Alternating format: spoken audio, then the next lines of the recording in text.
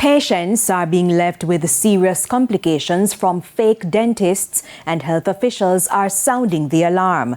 The authorities are hot on their heels, but some victims refuse to report the very people who put their health at risk. Ramarda Lyons has part 2 of this TVJ News special report, Glamour or Gamble, Unregulated Dentistry. In 2023, at least 2 illegal dental operations were shut down in St. Anne, another 2 between April 2024 and March 2025 island-wide. The police have also issued multiple cease and desist orders.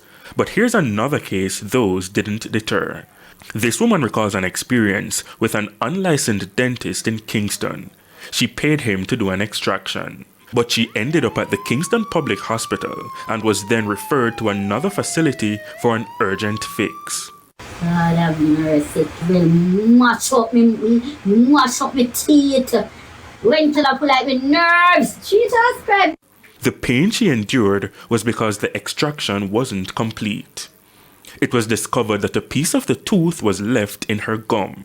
The woman couldn't use one side of her mouth and was forced to take up a liquid diet. She had to use a straw.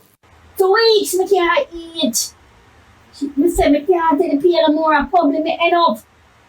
When the ball and tell the nurse, because you know you have to register first. After I register, I send me to the doctor and explain her and tell her. She said, no, I'm going to give you a referral to go over by the other side. At the facility, the conversation went like this. Who do this to you? Doctor is a little family dentist, but him not licensed. No do it again. Jamaica's chief dental officer, Dr. Irving Mackenzie, is outraged by the practice. Dentistry is a highly respected profession, and dentistry is a highly skilled competency. Dentistry is not a walk in the park profession. It is not brushing your teeth. It is not gluing a bracket to your teeth. It is not using let's say dental glue to put a veneer onto your teeth.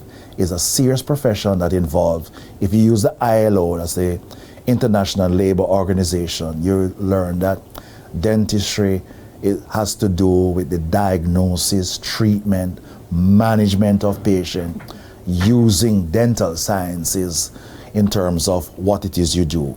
A recurring question now. Why is fake dentistry even a trend? Dr. Ramaria Thomas specializes in procedures that enhance or improve a person's appearance. The cosmetic surgeon is blaming the digital space.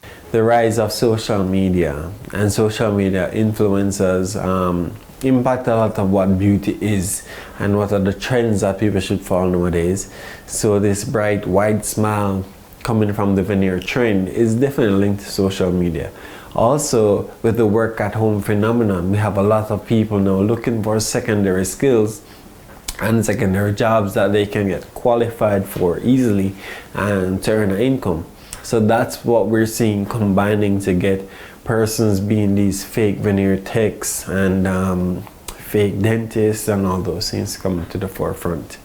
And perhaps this is the most foul, veneer breath. Dr. Thomas says people go from chasing $1 million smile to seeking a fix for the odor coming from their mouth. You know, bacteria gets trapped into these materials and it leads to this chronic foul-smelling malodorous breath, halitosis.